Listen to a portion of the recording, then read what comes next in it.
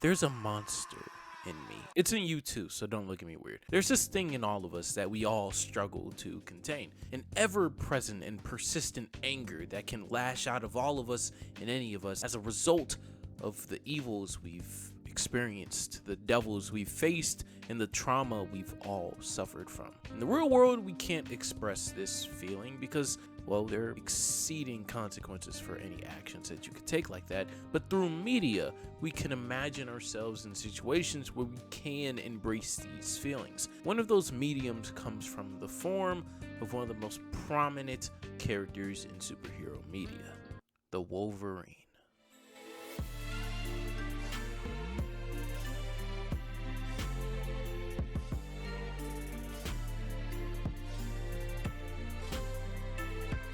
James Logan Howlett is a guy with a long history in comic books that I'm not going to explain in this video, but what I will talk about is his motivations and one of the most consistent traits throughout his 50-odd years that he's existed. That being his position as the viewer's guide through whatever story he's featured in.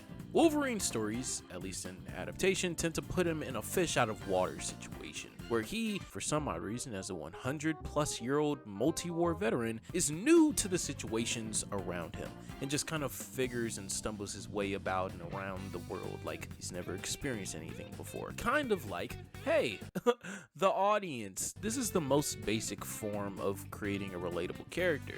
Just treating them as they're the vehicle of the story, making them kind of oblivious to what's going on around them. His power set and abilities also kind of make him fit into every situation because, well, he's kind of unkillable in most of these situations. But don't get it twisted. His indestructibility isn't always used as a positive thing in these stories or as a way out or just as a plot device that's a part of his character's history. There are some stories that make a very concentrated effort to focus on the dire and the sad parts about his inability to die. On the hellscape that we call Twitter, a lot of questions pop up on a semi-regular basis, but one of them that I see on my timeline at least once a month is the question of, would you rather live the best 10 years possible or live forever? And I think that question, the second part of it specifically, is something that is very, very executed on in all of Wolverine's interpretations of his character and the sad reality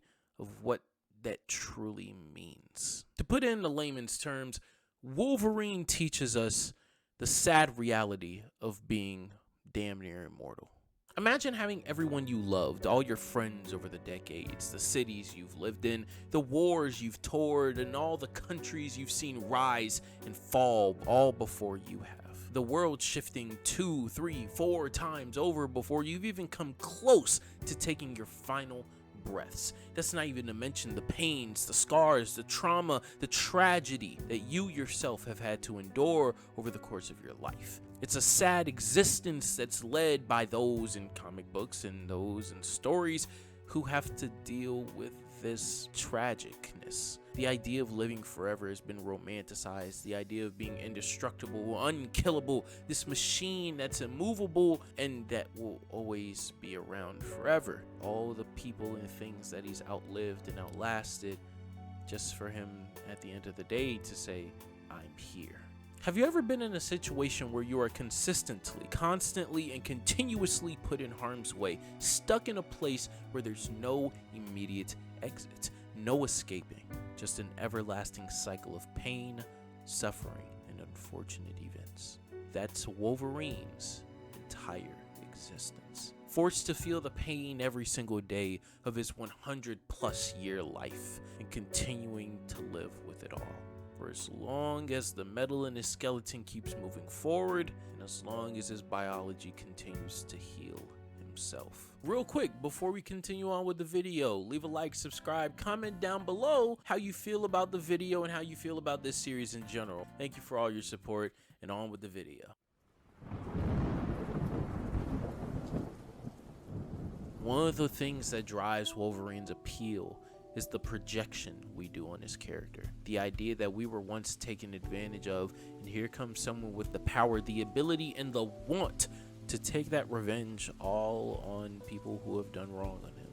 That's not the only thing that Wolverine's character does, of course. Of course, he's with the X-Men, who fight for basically just all of human and mutant kind first and foremost. And of course, even with Wolverine's solo stories and crossover books, he's done a lot more than that. But I think one of the main draws to his character is the fact that throughout all of Logan's life, he's had some miserable experiences, and he has the ability, for the lack of better terms, to get it back in blood. We all wish we could harbor all of our anger and savagery towards an objectifiable wrongdoings to our life, but we just can't. Life isn't as simple as a comic book or a story. We also just don't have that power to slice people up for things that deter our lives. But I think it's something that we all look to in this character, and for that reason, I'm glad that Wolverine exists to give us an outlet and a projection of our inner anger. Wolverine was a hard character to, go back and rewatch some episodes of Wolverine and the X-Men, go back and rewatch a few of the X-Men movies, and of course Wolverine's trilogy over the past few weeks in preparation for this video, and just think about how I relate to the character of Wolverine, as he's not someone that most people think of when they're thinking about, hey, this is someone I really get, hey, this is someone that I really understand and relate to. But I do feel like that a lot of us can, hence the popularity of his character. But that's up for you guys to decide. Again, let me know in the comment section below. I hope that you guys did enjoy this video, and the series is coming to a close. We're entering the final 4 videos of this series, and the last month, I believe I did the calculations, and March 12th will be the last video.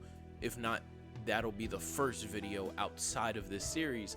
So I do appreciate you guys for the support that you've shown on the channel over the past few months, on these videos specifically, and just in general.